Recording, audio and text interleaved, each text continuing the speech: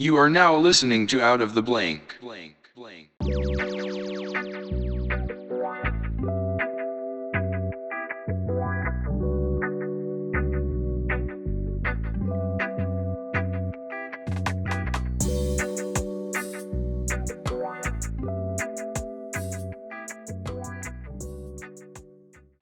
Welcome to another episode of Out of the Blank podcast. I'm here with Nick Miller. How you doing, Robbie? I'm doing all right, man. Now, tell me a little bit about yourself and what you do professionally. Well, I'm assuming that what you want to talk about is my cigar podcast. I host and created the Cigar Pulpit. We've been going since August with just conversational type podcasts about cigars and all kinds of other goofy stuff. And Damn, you're plugging right off the back. Oh my goodness. I want to know about Nick. So tell me about Nick's day job. What do you do, Nick? Well, Nick's day job is Nick owns a newspaper in a town in Southern Illinois. Holy shit. You own an actual newspaper? I do. Okay. So what's the name of the newspaper? So that's the O'Fallon Weekly. We started that in April of 2015. So we're coming up on our 5-year anniversary next year. So I've talked to a couple of people that are journalists, and they always talk about how the way with technology that now it's advancing, especially with journalism, that it seems like any person that creates a blog or has access to any type of site where they can write something down has immediately had the title of being a journalist, which makes more pressure on them, because in the art of being a journalist or just being able to get all the information on a fax to put into a newspaper, it's kind of changed. Because before, we can look at it with like the Spider-Man example. Brock, that guy, Eddie Brock, when he started publishing fake photos of Spider-Man and someone found out, he got all of his credit taken away from him. He got fired, and then he was basically disbanded from trying to join any other news articles. They all slammed him. Nobody wanted him to sign up for his papers. Yeah. And when you look at with web articles and all these blogs, it really decredits a journalist nowadays. Any person with a phone can be a journalist. You look up a web article, there's more people nowadays that just want to look up the answer that they want rather than the answer that is true. Well, I would agree with that. And I'll go one step further, that it's not just anybody with a website or a blog. It's anybody with a Facebook or Instagram account too. It's people are just putting stuff up on social media. I mean, one of my biggest competitors is a group page in the town that I cover where people just go on and just say, hey, I saw a traffic accident over here, avoid this road, or hey, this house is on fire over here.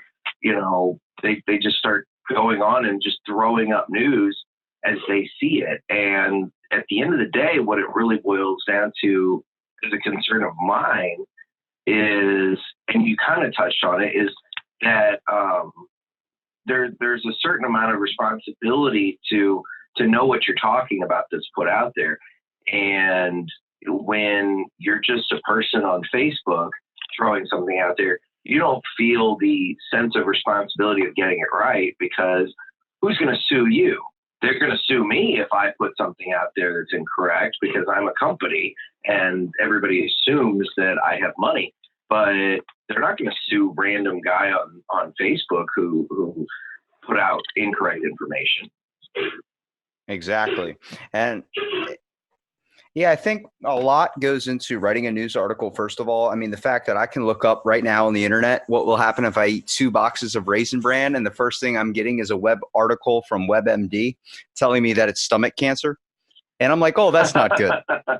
Now, there's going to be people that see that and believe in it. That's the scary part, is especially when it comes to like looking up anything that happens to do with a medical journal. You're going to see obviously stuff that's going to go different sides to things. And it's the reason why if someone complains about, let's say, vaping, if someone complains about something, you can easily find what you're looking for in the articles that support behind it. But no one ever goes to find out what's true. You know what I mean? Yeah. No, and that's a big problem, is media literacy. People need to take time to look at the sources, look at what's being put out there, and actually do a little research into the validity and legitimacy of what they're reading. What do you think is kind of like a scare for you being at least owning your own newspaper? I see a lot of it happens to do with technology nowadays. More people are so easily accessible to media. Back in my grandparents' day or something, our an older generation's day, the newspaper was the only sense of information. You had to get up and take that naked stroll out in the driveway and pick up that newspaper.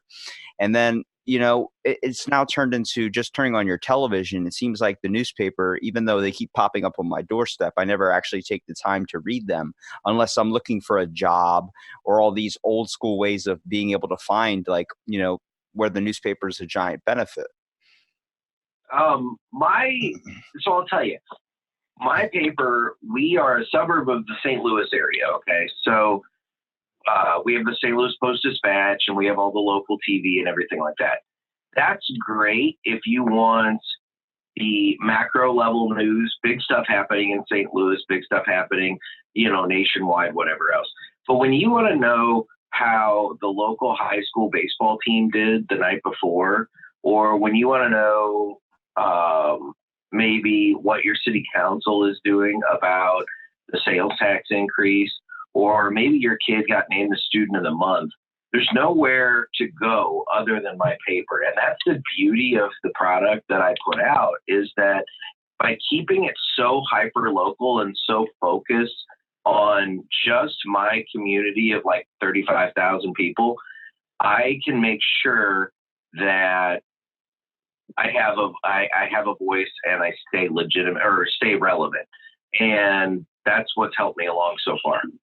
So even with technology kind of like knocking at the door, because everybody's wanting digital and everything like that. I think, I honestly think the whole push for digital is more on the money side of the corporations than it is the actual consumer side, but that's a whole nother thing. But I do think that even if you have people saying they want digital, if all you're putting out is a print product that gives them what they want, they'll still come and take the print product. Yeah. What happens if social media or the internet goes down or technology fails? Then next thing you know, exactly, we have to revolt back to newspapers. Newspapers are, just because it's changed a different form. I mean, we can look at the education system and all these things happening now where it seems like technology is being so involved that writing is becoming an old school art, and now it's turning into typing. But the concept is, with a newspaper, and especially when you go, one of the most major benefits would be, like you were saying, with what you do with your local newspaper.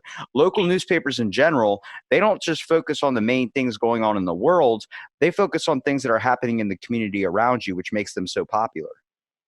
Yeah, and I'll be honest, I don't even really focus on the main things going on in the world, because you can find that stuff anywhere. I mean, we're so close to St. Louis. I've had people ask me before, like, why we don't cover like the St. Louis Cardinals, for example.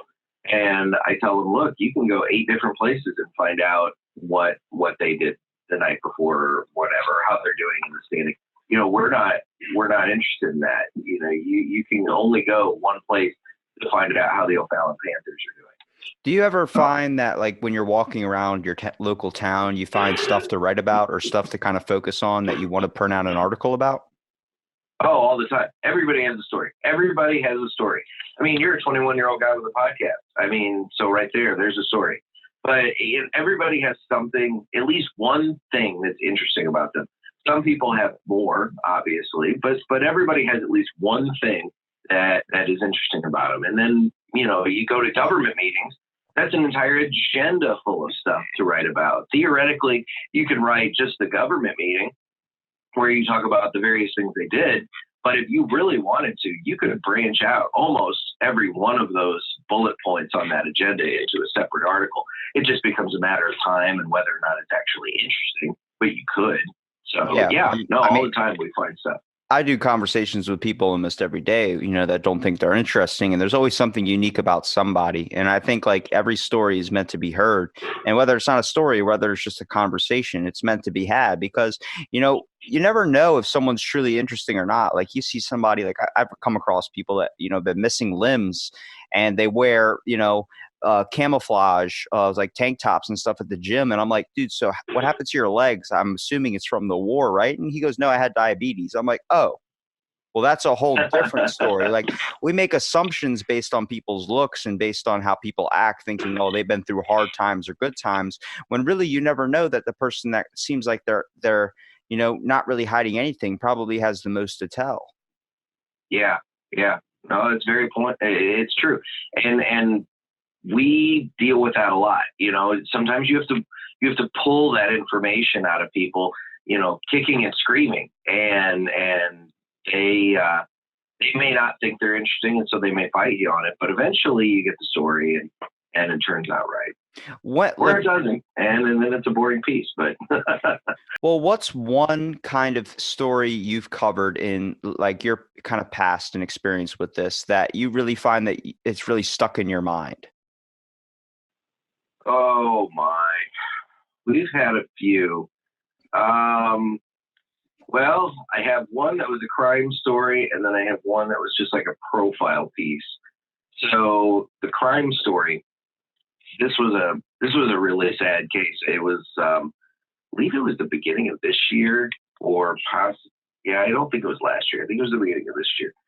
And there was a couple, and this couple, they were grade school sweethearts, and moved on from one another, moved into various different life directions. The gentleman, he went off and he got himself in some trouble and ended up going to jail for quite some time. And she went off and she had another husband had a husband for a while, had a kid, ended up getting divorced, got a job at the post office. Well, her sweetheart got out of jail. Somehow or another, they found each other and ended up getting married and went on a trip. And it was a driving trip. They went on a road trip. And I guess over the course of this road trip, he started showing, I guess it may have been prior, but I heard about it over the course of this trip. He was showing a lot of jealous tendencies, kind of thinking that she was flirting with other guys and all kinds of other stuff. And so they got back to town and went to a park that we have in town. We call it the sports park because it's centered around like all these different soccer fields, baseball fields and stuff. And so they're parked at the sports park and they're fighting in the car. And I don't know why he had it, but for some reason he had diesel accelerant. And he got the diesel accelerant out and he sprayed her with it, lit her and the car on fire, and he ran away. And drivers passing by are seeing a woman running around her car, completely engulfed. She ended up passing away on the scene. And then it became a manhunt trying to find him, and he was tracked down and arrested in Kentucky. And the only thing that we can figure is that he just flew into some sort of rage about what he perceived to be her flirting with other guys. And that was just a horrific day, and trying to figure out how to cover that and everything, because the park was locked down. We couldn't get to the park to take pictures of the scene or anything like that. And then going back to our previous part of our conversation, I've got people all over Facebook sharing rumors and information that they're hearing about this. And I've got people calling me saying, what are you hearing about it? I'm hearing all kinds of stuff, but I can't prove anything because the cops are on lockdown until they have their press conference at 2:00 in the afternoon. And so I can't do anything about it. Yeah, and it seems like everybody, when a story comes out, that everyone wants to call in and give their perspective or what they think is the side of the story. And then you're like, well, how much of that did you create in your mind? That's not actually what happened at all. It's amazing how much just garbage just starts playing telephone all over town when something like that happens. One person says something and they tell somebody else, and before long it becomes gospel and it's part of the story when it never even happened. And yeah, so, and then the other one was, I'm sorry, and just to back up, because I mentioned too, the other one was a profile piece I did about a gentleman who was a POW in a Nazi camp during World War II. And it was, he was one of those guys where it was really hard to pull the information from at first. But once you got in talking, it was just an amazing story of this young guy who went off to World War II that ended up getting captured and put in a POW camp for quite some time. There was a story I read about a guy that he thought the war versus Japan and versus America was still going, and he had orders to sit on this island in this palm tree, like hide up in the tree, and to like basically snipe people out. Well, he ran out of bullets, and he spent the past 30 years living in this tree. And they just brought him. They brought him down in like 2007, telling him like, "Hey, you know the war's over, right?" He's like, "What?" Yeah, it's there's always stories all over the place, and it's just a matter of finding them and telling them. I think a lot of people think that it's not going to happen where they live. Like, oh, nothing ever cool ever happens here. Well, I can give you an extreme example. So in my school, around probably, I want to say eighth grade, maybe ninth grade, I was in this government class, and they showed this video about this murder that happened down here. And I didn't understand what I was watching. I really honestly wasn't paying attention to the concept at the time. But I remember looking at the screen and seeing Secrets, a popular club down here that my mom works at. It's like a bar / radio station. My mom does the radio part to it. And I'm like, holy shit, like I know that place. I've been all inside that place. And they're like, but did you know there was a grisly murder? And I'm like, what the fuck did that TV just tell me? And then it literally starts going into this documentary about this couple named Erica and Benjamin. I think their last name's Sifrit. But they're literally a couple that came down here during the summer and murdered 2 tourists. And the way they got rid of the body was by chopping it up and dropping it in different locations around the town. And like, you don't think that shit can happen in your area, like my small town and everything like this. And next thing I know, I'm seeing we're on the fucking 60 Minutes. You got to see, that clock going next up on 60 Minutes. I'm like, holy shit, that's where I live. Yeah. Yeah, stuff happens everywhere. And if you have a local paper or you have a local news source, that's their job to go and find it. But if you don't, then you find out about it when maybe it floats to the surface, or maybe you never find out about it. Do you find that since you know that there's always a story out there, you find yourself carrying like a pencil, or you carrying a piece of paper or something to write down or jot something down that you might see that might be interesting? I'll tell you, that's where my phone comes into play.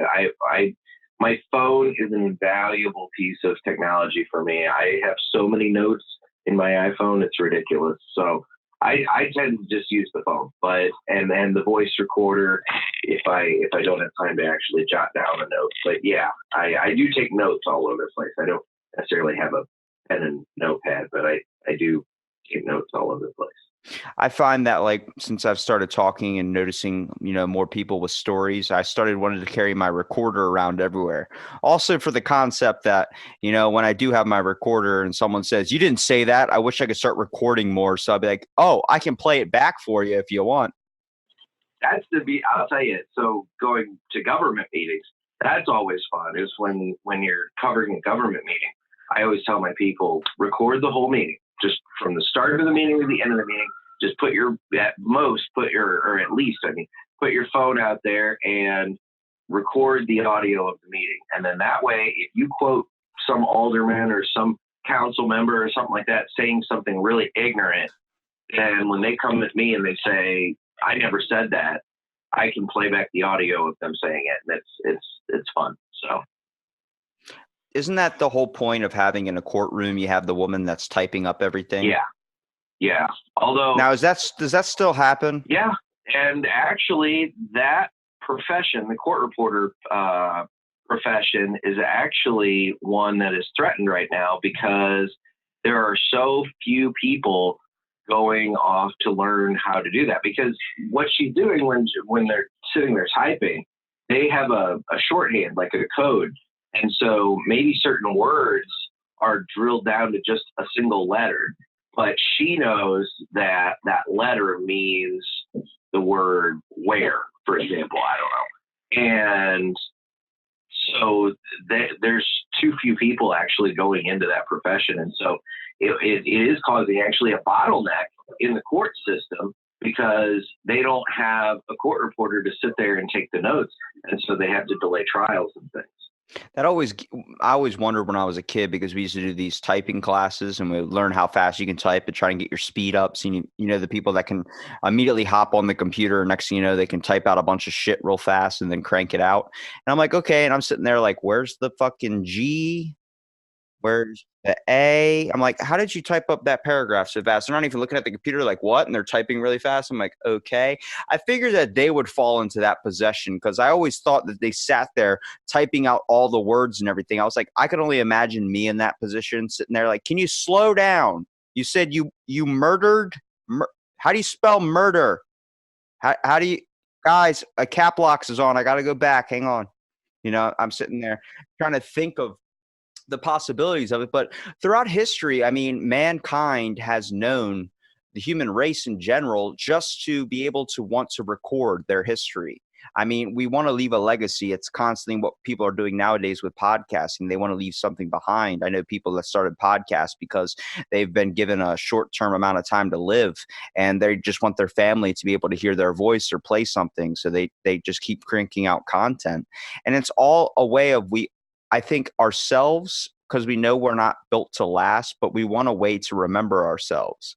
It's the same reason why most media networks do not kind of, I guess, tell you the name of the terrorist, because they don't want them to get fame in a way. But that's the only way that those terrorists feel like that's their ticket to fame. It's a sad case, but they believe if they're not going to be able to do anything good. So they feel like if they do something extremely bad, they'll be remembered that way. Yeah, and that's actually been a relatively newer development in media. I know there was a big discussion about whether or not to name terrorists and mass shooters and that sort of thing, because by doing so, you're glorifying them and giving them the attention that they were finally looking for. And there's a case to be made on both sides of that, because I feel as though as a journalist, we are the historians of our respective areas. And so our articles and our work theoretically becomes the tapestry of the history of our area. And so by leaving out the name of the individual who did a heinous crime, you could argue that we're denying history, that information 50, 100 years from now. But on the flip side, I do understand that we don't want to glorify and give fame to these animals when you worry that it could possibly spur on and inspire other people to do a similar act. And so it's a fine line that you got to walk. I do think that at least once you have to name the individual, but I think going forward, maybe you can just call him the shooter or whatever if you want. But I do think there has to be at least one. That's sketchy lines when you go and try and bring it up in like an article later, like maybe 100 years later, be like, there was on this day, there was a shooter, but like, what was the shooter's name? And then you could be like, we don't know. And that's exactly it. Because if 100 years later, you have the third article about this issue, where by that point you've just started referring to that person as the shooter, and you don't have that first article where you actually name the shooter and say, from here on out, we're going to call him the shooter, then yeah, you've denied history that information. So, but on the flip side, I get it. It's a hard situation. And thankfully, I have not had a shooting or any sort of mass casualty event in my town that I've had to worry about that. So I haven't had to wrestle with that specific question yet. Now, how common is it that a cat gets stuck in your tree?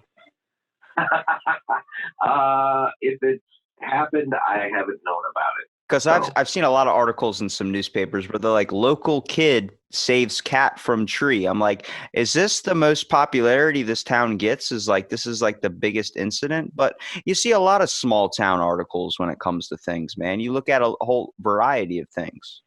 I mean, I have a reporter right now who's covering a Veterans Day event, and I'll tell you, this event. It's the same every year, same format. The guest speaker will change, and that'll probably be what she ends up highlighting, in her article, just due to the fact that that'll be something different. But by and large, it's the same thing every year. And so if you go back over our papers over the year, you can see where, okay, it's Veterans Day and this event took place. And, we're coming up on the Miss O'Fallon pageant in August. So this issue in August is going to have the pageant information and, that sort of thing. But yeah, people still enjoy that stuff. Do you find that like kind of more people are kind of less buying the paper nowadays, or do you still see the same? Is it more reliable customers, like the ones that kind of have always kind of built up a relationship, like the ones in particular, rather than newer ones? Or do you see a spark in the newer generation kind of? It's interesting. I have a very loyal core audience that subscribe or buy it.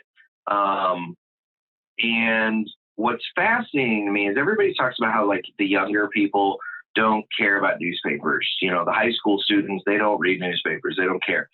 And to some degree, that's true.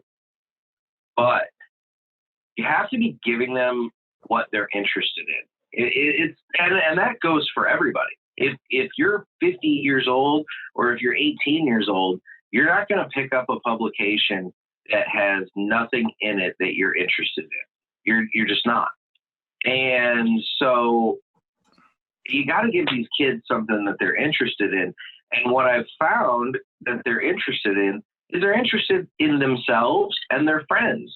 So if you do a really good job covering the high school in my example, you're going to get kids that are interested in looking at it just due to the fact that they see people they know. And but that again spans generations. People like seeing people they know. Yeah. For instance, the only time I ever read my school paper was when they published my article that I wrote on psychoanalysis and art. And I was like, holy shit, I'm in the newspaper, put it up on the fridge. And then I was telling my friends and they're like, who the fuck reads our newspaper? I'm like, just wait till you're in it. But next week I wasn't in the next newspaper, so I didn't even bother to read it. Well, see, and that's the thing. If you either were in it, or maybe you knew one of your friends was going to be in it, maybe that would spur you on to have read it. And it's one of that's the thing. You got to be consistent with covering. In my case, if I want to hit the high school crowd, I got to be consistent about hitting the high school. So I think most of the audience that buys newspapers is a lot of businesses, like restaurants, hotels. I know our hotel always gets the daily newspaper. Grocery stores do. I see the guy at like 3:00 in the morning delivering newspapers at the grocery store. And it's funny. Everybody always jokes about how the USA Today wouldn't be in business these days if it weren't for all the hotel chains that buy it to give free copies to all the people staying in their hotel. But that's a whole other thing. Well, I find the most people that read newspapers in a hotel, like I work in an old style hotel. So a lot of the people and clientele that go there are of an elderly generation. So they mostly sit down on the benches downstairs and they'll read the newspaper, but also bring it up to their room and trying to figure out, like a lot of tourists we get too. But, you get to see the variety of your audience. Like I'll be cleaning out a room or something and then they'll just have the newspapers laying all over the place. And I'm looking through them. And that's when I start to reading some of them. I'm like, holy shit, we have an event coming up I knew nothing about. Like it's interesting. And it's like, it seems like the only time you really have the time to ever read a newspaper is when you're sitting down and you have a moment, to actually catch up on stuff. And this goes perfectly into the topic I want to talk about: cigars. Yes. Being able to relax and read a newspaper. How about being able to relax and enjoy a fine cigar? That is something that I got into, would have been about July of 2018. So it's only been about a year, coming up maybe a year and a half ago, that I really got into premium cigars. And when I did, it was just like the clouds parted and I understood, because at that point I had an outlet to relax and that would force me to relax, because some of these guys, they will put out and relight their cigars to where they'll get multiple sittings out of one stick, but I don't like to do that because the flavor changes. And so I force myself to sit and smoke the whole cigar in one sitting. And so you're talking at least an hour Yeah, to it's a just sit and commitment when you decompress. It's a commitment Yeah. when you actually smoke a cigar. I didn't realize I got like I know the swishers and all that. Like you pay $1, you get a Yeah. swisher. I've smoked those. Yeah. But when I graduated college, I was like, we're gonna get graduation cigars. And it wasn't until like 7 months later, I go into the cigar shop with my cousin, and my cousin's like, look, we're gonna do this right. We're not gonna buy some cheap ass shit.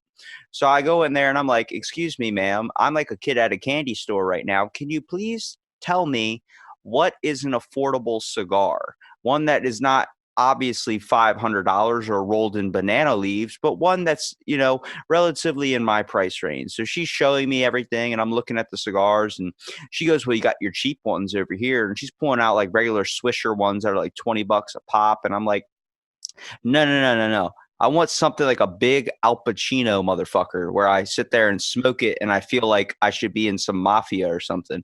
And she's like, well, this is going to be over here. So I don't know the whole brands, but just looking at all the different varieties and the styles, I mean, and also the imagery that the company uses as well. Like, you get the long black ones, you get the short black ones, you get the color consistency, the length, all of it goes on and on and on. It can be very intimidating. Yeah. No, I can understand that. And what it really boils down to is when you're first getting into cigars, I don't I don't know how to recommend this for every area, but for me, the key was finding a really good tobacconist that would take the time to actually talk through the process with you. We have a store over in St. Louis that I love. I consider it my home store, even though it's 35 minutes from my house.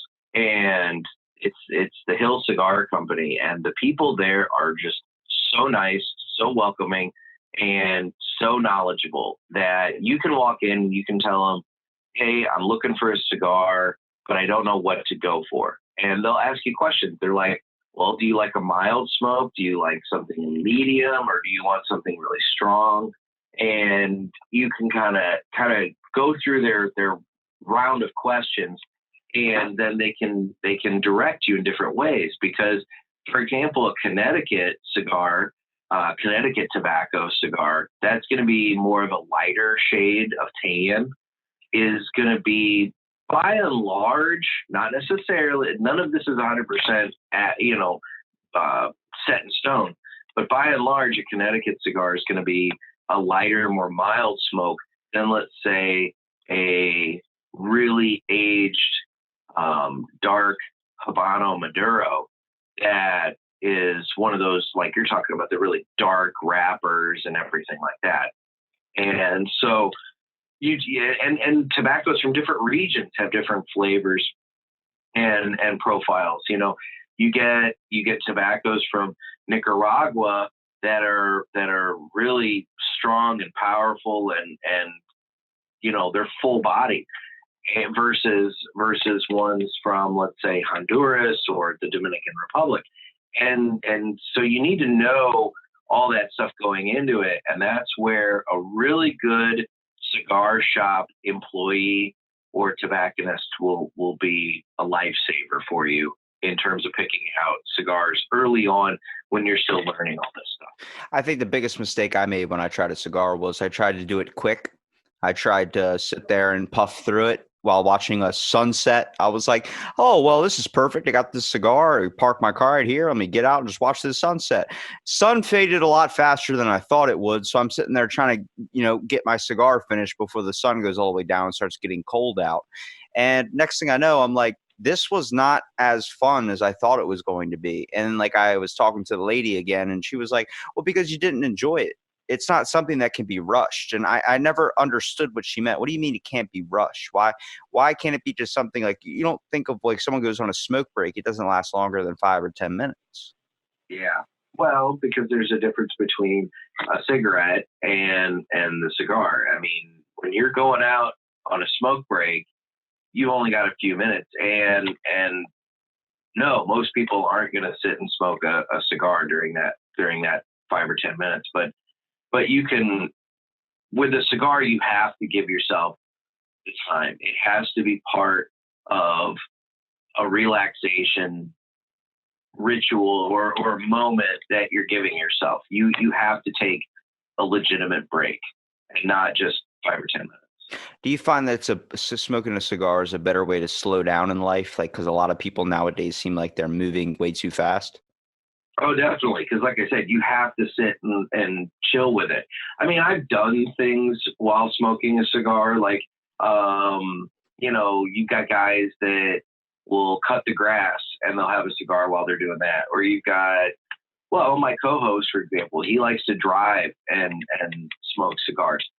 I'm not the biggest fan of really doing things when I'm smoking a cigar, because the problem that I find is that I focus on what I'm doing, and then my cigar will maybe go out, or I'll accidentally maybe ash someplace or something like that. And I don't like making a mess about it. I like to just find a nice chair and just sit down and just watch the world go by as I'm enjoying it.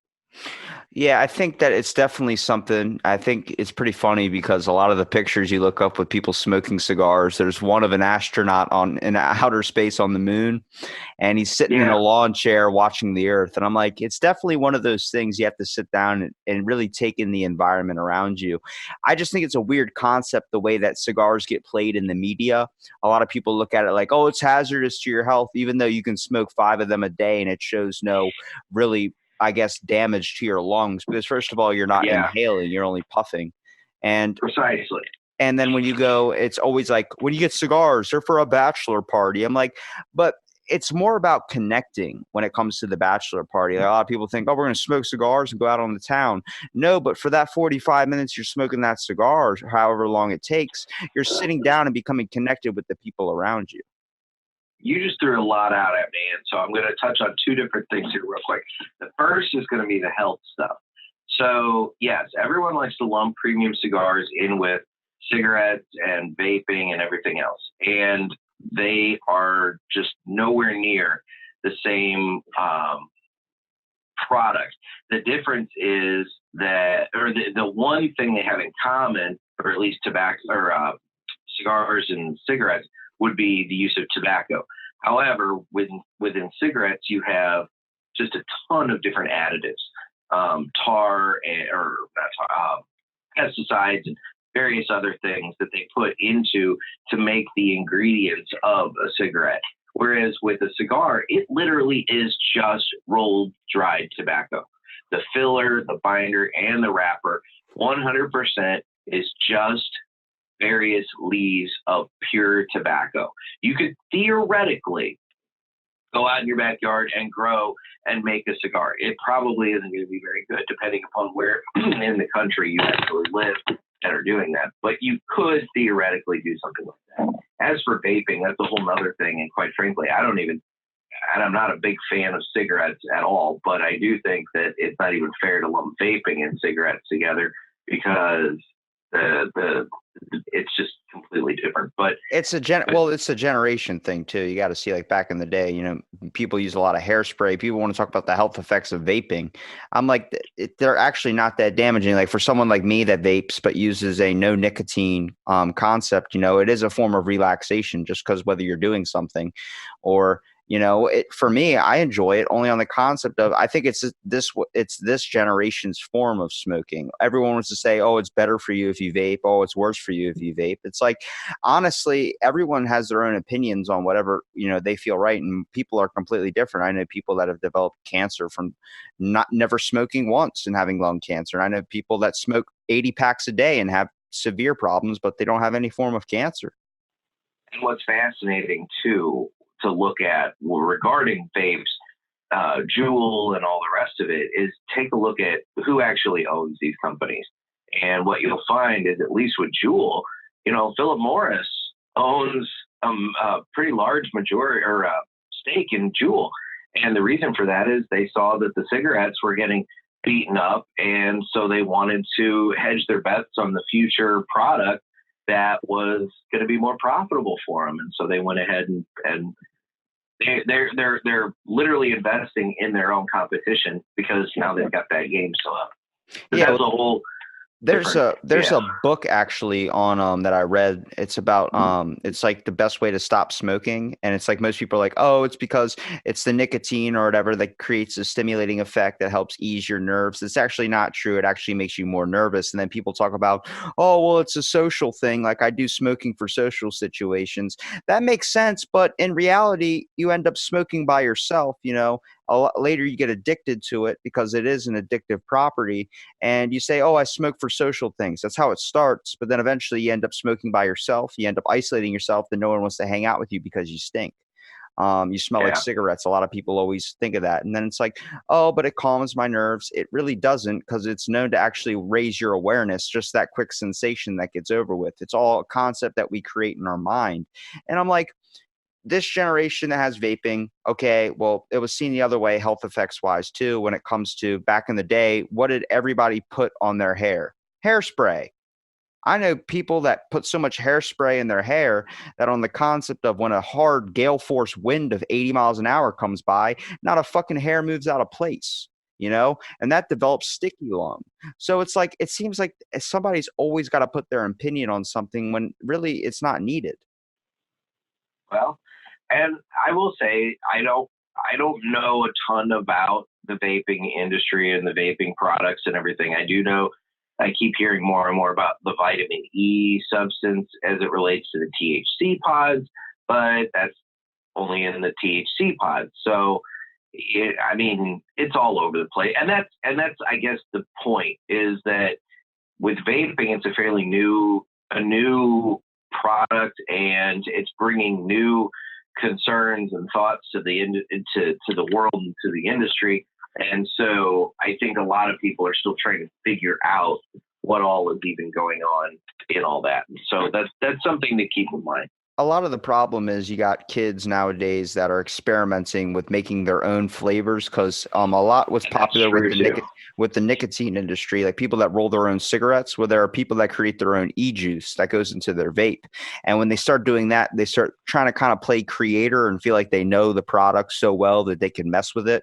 So they start inserting drugs into it, and the next it messes up the original. If you go to a reputable dealer such as a shop, it'd be the same concept if you were buying a guy who made cigars, if you were buying his cigars, and then he just started randomly inserting stuff inside of it, like, oh, this one's going to get you high. I put a little bit of cocaine in there. That's what kids are doing. They're experimenting by putting all these different types of juices and all these things that should not be mixed together, and then they start having severe health problems. That's why none of them are suing the corporations. All the parents that are pissed off trying to sue, the kid's sitting there on the hospital bed like, but I fucking added something to it. Like, he's afraid to say it.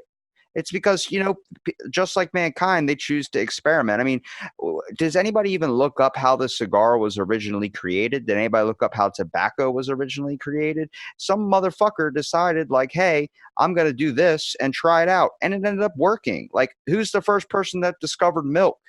Like, who decided to go suck on a cow's tit to get milk out of it? We live in a world where everyone's like a freaking adventurer, and sometimes you venture off into wrong territory and you get consequences for it. Well, that's exactly it. So, but then going back to the other thing you were circling back. You talked about the social aspect of cigars, and I'll tell you that's been a thing that I have really enjoyed. Is that I found that it's truly a family. You have all the guys and gals at the cigar lounge. You get to know them after a while. You get to know about their lives, and you become friends. And you sit around, and it's people from different backgrounds, different professions, different worlds, all coming together, all to have an experience. In this case, the cigar. But when that cigar's lit up, it doesn't matter that you have a judge sitting there with a guy who does flooring for a living, and they're just two guys that are just talking. And a lot of times in our lounge, we avoid the real hot button issues. We don't get into the politics and the religion, just because we like to separate as friends. But otherwise, by and large, I mean, it's a great atmosphere where everybody just kind of comes together and is friendly and super cool with each other. Well, that's why cigar lounges are so popular, because it's like going to a bar. I mean, they got cigar bars. It's just the concept of, you don't want to drink alcohol, so you like smoking cigars. Well, why don't you go do it in a public place, like somewhere that it allows it? I think a lot of people look at people that smoke cigars as being obnoxious just because of the how big it is, or just because of the concept of how much smoke it gives out. And it's like, really, it could just be somebody enjoying their time. I mean, I went to this cigar shop in my town, and there was a dude sitting in a black recliner watching football. Like, I'm like, okay, that's chill. And he was an older guy too. He was just chilling. He was like, first time getting a cigar. I'm like, yeah. He's like, yeah, it'll change your life if you want. Like, it's pretty interesting, the people I've had the chance to smoke a cigar with. And I'm like, wow, like you get to hear interesting stories too, because like you said, it's not something you can do quick. It's something you got to sit down and actually talk to people. Like, you're sitting down for 45 minutes. It's going to get awkward if nobody says a word. Yep.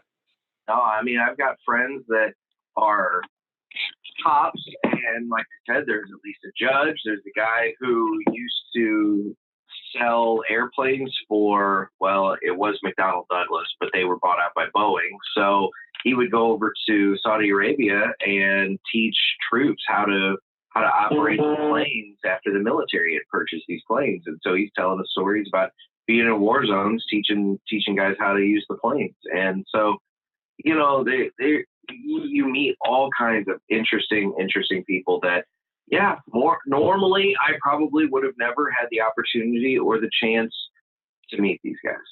So how did you decide to turn this into a podcast? Did you just have a friend and decide, like, you guys have so much fun smoking cigars together, you might as well record it? Pretty much. What kind of happened was we, so let me back up. So with the newspaper, we're constantly kind of looking at different ways we can enhance the product, not necessarily compete with ourselves. And a website kind of competes with ourselves in that if we put our news up on the web, then it doesn't motivate anybody to go and buy our print product.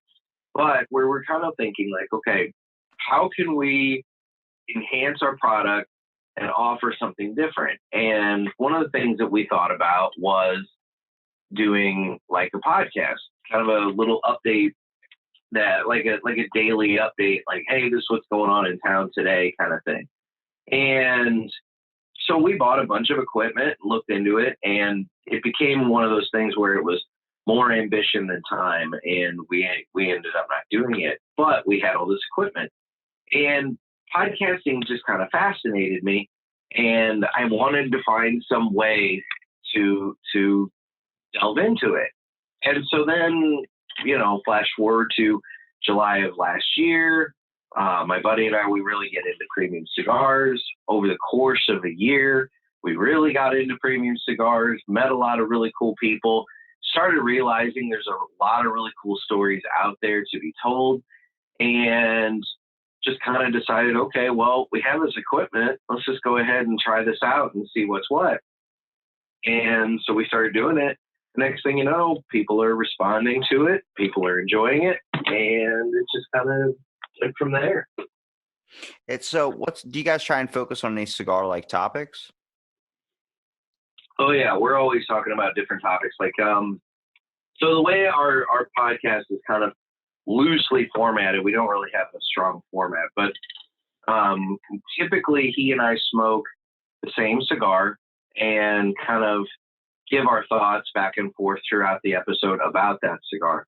Oh, make sure you make that clear though. You say the same cigar, you mean, but you guys have two separate versions of the same cigar. Well, yeah, I mean, we both have two.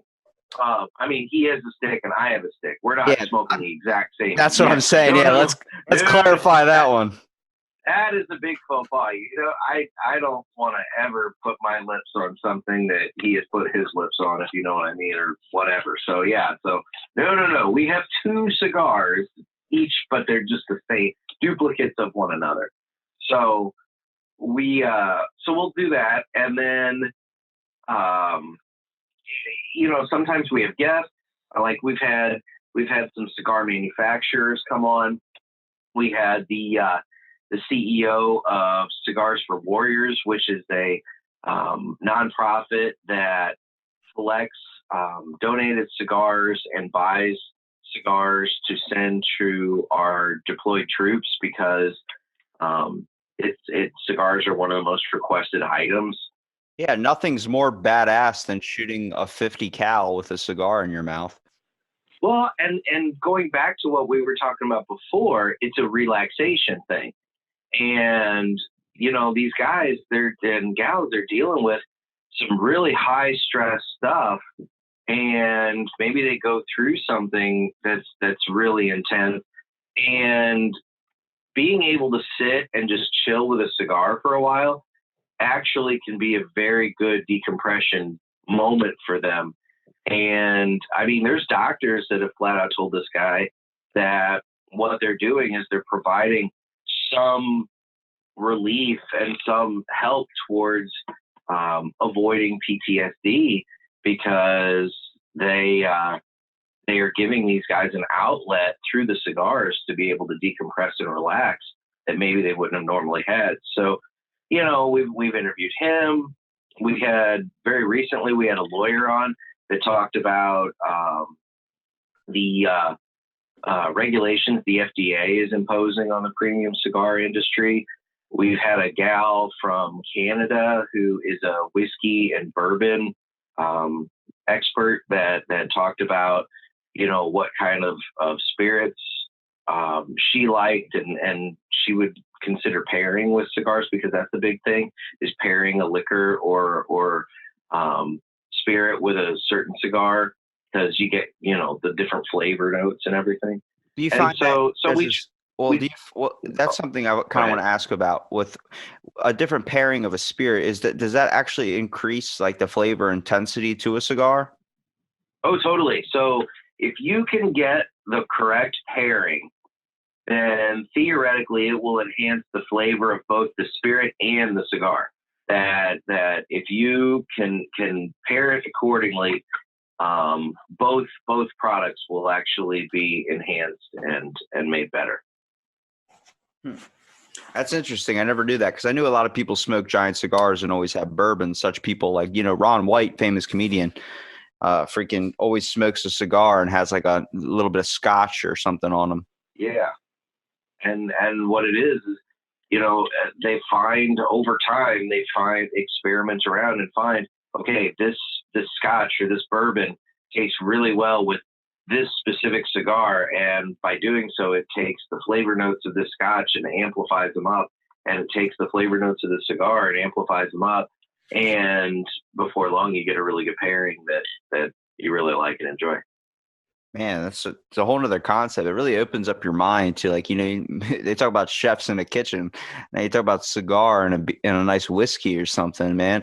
I mean, I think like I'm not a big drinker. I'm not a big smoker either, but the bonding experience you get, like you want to talk about with troops. I mean, you're spending, so much time involved with these people that you basically count on to keep you alive in certain scenarios, and having a cigar and having that time, I guess, really spent together really creates a bonding experience. There's a guy who goes to my gym, is an older man.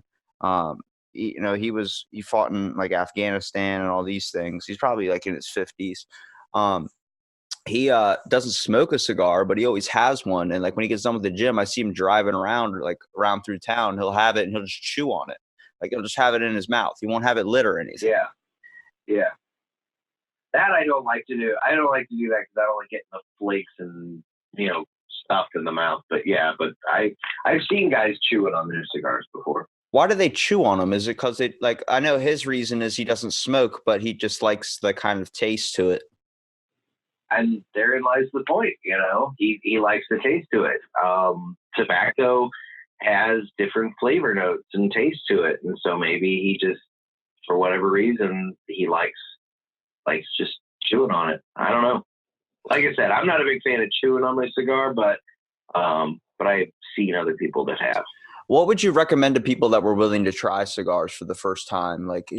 How would you recommend that they set up their experience? Obviously not do what I did and try and rush it, but, have a more enjoyable time to it. Definitely don't rush it. I'd say, do a little bit of research in advance. Find out if you have a cigar shop lounge in your area. Some places don't, and it's going to be a little bit more difficult. But see if you have like a lounge or somebody nearby that you can go and visit and talk with the tobacconist there. Kind of talk with them. See, they're gonna if they're a good tobacconist, they're gonna ask you questions about what kind of food you like, what kind of drinks you like. Because if let's say you're a big fan of really spicy Mexican food and a big fan of really like big red meat and everything like that, you might be able to handle something a little more meatier in a cigar than the really mild starter cigar. And it might be one of those things where you might have that mild starter cigar if you are into that kind of heavier diet, to where you might end up in a situation where you're like, well, this is nothing. I don't want to do this anymore. And if you would have had maybe something a little stronger, you might have appreciated it more. But talk with your local tobacconist and really work on trying to figure out what cigar to start with. And then from there, once you have your cigar, make sure that you have a nice place to just sit and relax, be that either at the lounge in front of a TV or outside someplace. I would actually recommend trying your if you're going to smoke first, I would actually recommend smoking inside, because part of the experience is the aroma of the smoke. And when you're outside, Mother Nature takes that smoke away just naturally. And so you lose out on those aromatics. And, it's just like food, when you're eating, the smell of the food is so important. Well, in this case, the smell of the cigar is also very important. And so you want to make sure that you're capturing that. So I would recommend maybe first time actually sitting and smoking inside someplace that you're allowed. Well, Nick, I appreciate you coming out and doing the podcast, man. It's been awesome talking to you. And thanks for opening up my mind to a couple things. I didn't know the whole world about cigars, but it's interesting to know you're also have your own newspaper as well. Yeah, well, and that's kind of where things with the podcast kind of spun out, is that we that's why we like doing the interviews and the more of the educational stuff, is that we're not just two guys that are sitting and smoking cigars, but we're journalists as well. And so we kind of try and bring a little story to it as well. Well, I want to give you here a minute at the end to kind of promote your content. So let everybody know where they can find you at. Yeah. So we are the Cigar Pulpit. We're available on Apple Podcasts, Spotify, Podbean, and Google Play Music. I always get that mixed up. It was Play Music or Music Play. And but we're also on Instagram at the Cigar Pulpit, Facebook, Twitter, and YouTube as well. Well, thanks so much, Nick, for being on the podcast, and stay tuned for another episode of Out of the Blank.